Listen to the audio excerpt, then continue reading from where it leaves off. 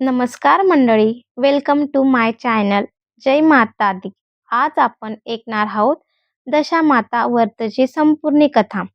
दशामाता व्रत कथेनुसार प्राचीन काळी राजा नल आणि राणी दमयंती सुखाने राज्य करत होते. त्यांना 2 पुत्र होते. त्यांच्या राज्यातील प्रजा सुखी, समाधानी आणि संपन्न होती. एके दिवशी दशामाता यांचा दिवस होता. एक ब्राह्मणी राजमहालात आली आणि राणीला म्हणाली, "राणी साहेब, दशामातेचा दौरा घ्या." तेव्हा दासी म्हणाली, "हो राणी साहेब, आमच्या दिवशी सर्व सुवासिनी स्त्रिया दशामातेची पूजा आणि व्रत करतात. या दोऱ्याची पूजा करून तो गळ्यात बांधतात. त्यामुळे घरामध्ये सुख, समृद्धी आणि सौख्य राहते." राणी दमयंतीने ब्राह्मणाकडून तो दोरा घेतला, विधीपूर्वक दशामातेची पूजा केली आणि तो दोरा आपल्या गळ्यात बांधला. काही दिवसांनी राजा नल त्यांनी दमयंतीच्या गळ्यात बांधलेला दोरा पाहिला. राजा म्हणाले, "इतके सुंदर सोन्याचे दागिने घातलेले असताना हा साधा दोरा तुम्ही गळ्यात का घातला आहे?" राणी काही उत्तर देण्याआधीच राजाने तो दोरा गळ्यातून काढून जमिनीवर फेकून दिला. राणीने तो दोरा उचलला आणि म्हणाले, "महाराज, हा दशामातेचा पवित्र दोरा होता. तुम्ही त्यांचा अपमान करून योग्य केलं नाही." त्या रात्री राजा नल झोपले असताना दशामाता एका वृद्ध स्त्रीच्या रूपात त्यांच्या स्वप्नात आल्या. त्या म्हणाल्या, "हे राजा, तुम्ही चांगली दशा आता संपत आहे आणि वाईट दशा सुरू होणार आहे. तू माझा अपमान करून योग्य केलं नाहीस." असे सांगून दशामाता अंतर्धानात पावल्या. जसे जसे दिवस पुढे जाऊ लागले तसे तसे राजा नल त्यांच्या जीवनात सुख समृद्धी कमी होऊ लागली. त्याचे थाटबाट, हत्ती, घोडे, सैन्य, धनधान्य, सुख शांतती सर्व काही नष्ट होऊ लागल्या. परिस्थिती इतकी बिकट झाली की त्यांच्यावर उपासमारीची वेळ आली. एक दिवस राजा नल यांनी राणी दमयंतीला सांगितले, "तुम्ही दोन्ही मुलांना घेऊन आपल्या माहेरी जा." राणी म्हणाली, "मी तुम्हाला सोडून कुठे जाणार नाही. तुमची जशी परिस्थिती असेल तशी माझीही असेल. मी तुमच्या सुख-दुःखात सदैव तुमच्या सोबत राहील." तेव्हा राजा म्हणाले, "मग आपण आपला देश सोडूया. दुसऱ्या ठिकाणी जाऊन जे काम मिळेल ते करूया." अशा प्रकारे राजा नल आणि राणी दमयंती आणि त्यांची दोन्ही मुले आपले राज्य सोडून निघाले. रस्त्यात त्यांना भील राजवाडा महाल दिसला. राजा नल यांनी आपल्या दोन्ही मुलांना तिथे अपमानत म्हणून ठेवले आणि पुढे प्रवास सुरू केला. काही नंतर चालल्यानंतर त्यांना राजाचा एक मित्र राहत असलेले गाव दिसले.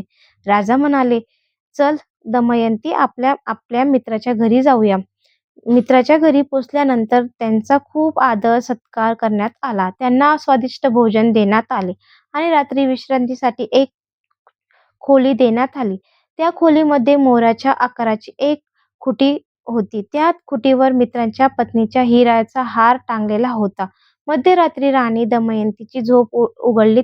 तिने पाहिले की ती निर्जीव खुटीत तो हार गिळत आहे. हे पाहून राणीने ताबडतोब राजा नल यांना उठवले. दोन्हींनी विचार केला, "उद्या सकाळी मित्राने हार बद्दल विचारले तर आपण काय उत्तर देणार? आपल्यावर चोरीचा आरोप होण्यापेक्षा आपण आत्ताच येथून निघून जाऊया." म्हणून राजा नल आणि राणी दमयंती रात्रीच तेथून निघून गेले. सकाळी मित्राच्या पत्नीने पाहिले की तिचा हार खुटीवर नाही. तिने आपल्या पतीला सांगितले, "तुमचा मित्र माझा हार चोरून रात्री पळून गेला." मित्राने तिला समजावले, "माझा मित्र असा प्रकार कधी करू शकत नाही. धीर धर, त्याच्यावर चोरीचा आरोप करू नको." राजा नल आणि दमयंती पुढे प्रवास करू लागले. काही दिवसांनी राजा नल आणि यांच्या बहिणीचे गाव आले. राजाने एका व्यक्ती मार्फत बहिणीला निरोप पाठवला, "तुझा भाऊ आणि वहिनी आले आहेत." बहिणीने विचारले, "त्यांची परिस्थिती कशी आहे?" निरोप घेऊन आपल्या व्यक्तीचे सांगितले. ते दोघेही एकटे पायी चालत आहे आणि अतिशय वाईट परिस्थिती आहे. हे ऐकून राजाची बहीण कांदा आणि भाकरी घेऊन आपल्या भावाला आणि बहिणीला भेटायला आली.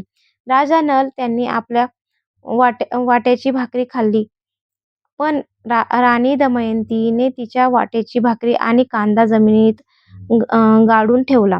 दोघे पुढे निघाले. काही नंतर गेल्यावर त्यांना एक नदी लागली. राजा नल यांनी नदीतून काही मासे पकडले आणि दमयंतीला म्हणाले, "तू हे मासे भाज. मी गावातून थोडे मीठ किंवा भोजन घेऊन येतो."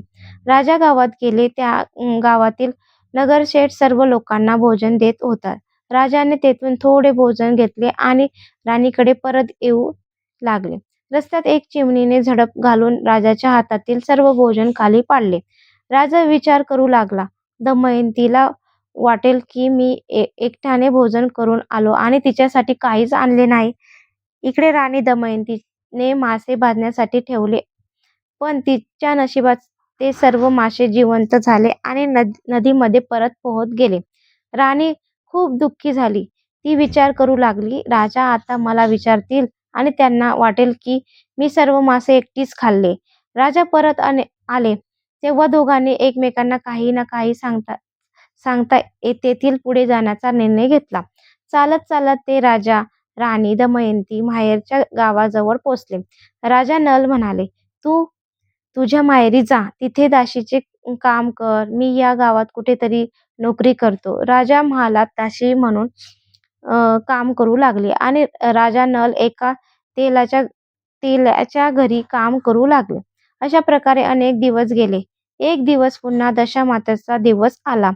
महालातील सर्व राण्यांनी स्नान करून केस धुतले. राणी दमयंतीचे ही स्नान केले. राणीने केस धुतले जात असताना राजमाता म्हणाल्या, "मी तुझेही केस धुवून देते." असे म्हणत राजमातांनी दमयंतीचे केस धुवायला सुरुवात केली तेव्हा त्यांना तिच्या डोक्यावर कमळासारखे एक चिन्ह दिसले. ते पाहून राजमाताच्या डोळ्यात अश्रू आले. त्यांनी अश्रूचे काही थेंब दमयंतीच्या पाठीवर पडले. दमयंतीने विचारले, "माताजी, आपण का रडत आहात?" राजमाता म्हणाल्या, "तुझ्या सारखीच माझी एक मुलगी आहे. तिच्याही डोक्यावर असे कमळाचे चिन्ह होते. तुला पाहून मला माझ्या मुलीची आठवण झाली." हे ऐकून दमयंती म्हणाली, "माताजी, मीच तुमची मुलगी आहे." तिने आपल्या आईला सर्व हकीकत सांगितली. दशामातेच्या कोपामुळे माझे वाईट दिवस सुरू झाले आहेत, म्हणून मी या परिस्थितीत आले आहे. राजमाता म्हणाल्या, "बेटी, तू आपल्या ही गोष्ट आधी का सांगितली नाहीस?" दमयंती म्हणाली, "आई, मी सर्व काही सांगितले असते तर कदाचित माझी परीक्षा पूर्ण झाली नसती." त्या दिवशी दमयंतीने दशामातेचे वध करायला ठरवले आणि आपल्या चुकीबद्दल दशामातेची मनापूर्वक क्षमा मागितली. राजमातांनी विचारले, "तुझा पती राजनल कुठे आहे?" दमयंतीने सांगितले, "ते याच गावात एका तेल्याच्या घरी काम करत आहेत." राजमातांनी ताबडतोब माणसे पाठवून राजा नल यांना शोध घेतला. राजा नल यांना राजमहालात आणण्यात आले. त्यांना स्नान घातले आले, नवीन कपडे देण्यात आले आणि स्वादिष्ट भोजन देऊन त्यांचा आदर सत्कार करण्यात आला. दशामातेच्या कृपेने राजा नल आणि राणी दमयंतीने चांगले दिवस पुन्हा सुरू झाले. काही दिवसांनी राजा नल आपल्या राज्यात परत जाण्याचा निघाले. राणीच्या वडिलांनी आपल्या जावयाला भरपूर धन, हत्ती, घोडे, लवाजमा देऊन मोठ्या सन्मानाने निरोप दिला. परतीच्या प्रवासात पुन्हा तीच जागा आली. राणीने माशांना भाजण्यासाठी ठेवले होते आणि चिमणीने राजाच्या भातातील भोजन खाली पाडले होते. राजा म्हणाले, "दमयंती, तुला त्यावेळी वाटले असेल की मी एकट्यानेच भोजन करून आलो आणि तुझ्यासाठी काहीच आणले नाही, पण त्यावेळी चिमणीने झडप मारून माझे सर्व भोजन खाली पाडले होते." राणी म्हणाली, "महाराज, तुम्हालाही त्यावेळी वाटले असेल की मी सर्व मासे एकटीच खाल्ले, पण ते मासे जिवंत होऊन नदीत परत निघून गेले होते." अशा प्रकारे दोघांना एकमेकांबद्दल सत्य समजले.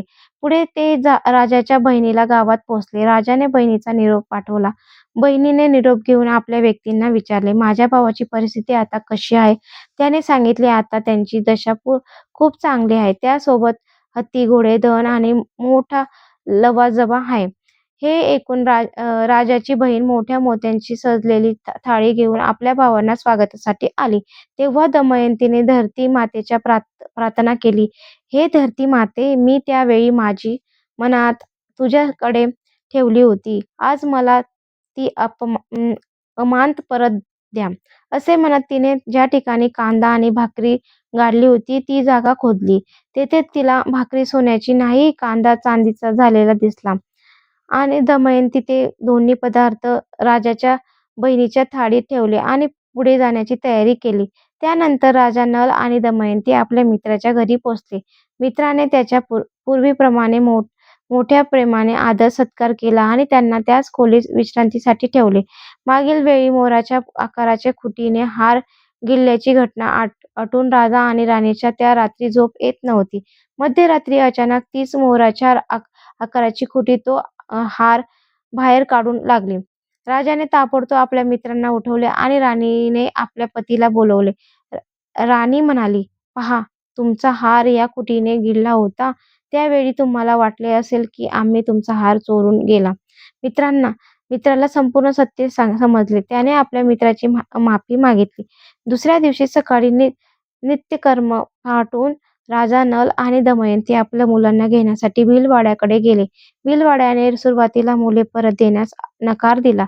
मात्र गावातील लोकांनी सत्य समजून घेतले आणि राजा नल यांना त्यांची मुले परत मिळवून दिली. राजा नल, राणी आणि दमयंती यांच्या दोन्ही मुले आपल्या राजधानीजवळ पोहोचले. नगरवासींनी त्यांना हत्ती, घोडे आणि लवाजमासह येण्यात पाहिले. सर्वांना खूप आनंद झाला. त्यांनी राजा नल आणि राणी दमयंतीचे मोठ्या उत्साहात स्वागत केले आणि गावात वाद्यासह त्यांना राजमहालात आणले. दशामातेच्या कृपेने राजा नल आणि यांचे पूर्वीचे वैभव, सुख, समृद्धी आणि राजेशाही पुन्हा परत आली. म्हणून दशामाता आपल्या शिकवतात की सुखाच्या काळात गर्व करू नये आणि देवांच्या किंवा कोणत्याही श्रद्धेचा अपमान करू नये. कष्टाच्या काळात श्रद्धा, संयम आणि चांगले कर्म सोडू नये. दशामाता जसा राजा नल आणि राणी दमयंतीवर कृपावंत झाल्या तशी आपल्या सर्वांवर राहो. बोला जय दशामाता की जय. तुम्हाला ही दशामाता व्रत कथा कशी वाटली हे कमेंटमध्ये नक्की सांगा. कथा आवडली असेल तर व्हिडिओला लाईक करा, जास्तीत जास्त शेअर करा आणि आपल्या चॅनलला सबस्क्राईब करा. नवीन व्हिडिओ माहितीसाठी बेल आयकॉन नक्की दाबा आणि कमेंटमध्ये जय दशामाता अवश्य लिहा. धन्यवाद. जय दशामाता. जय दशामाता.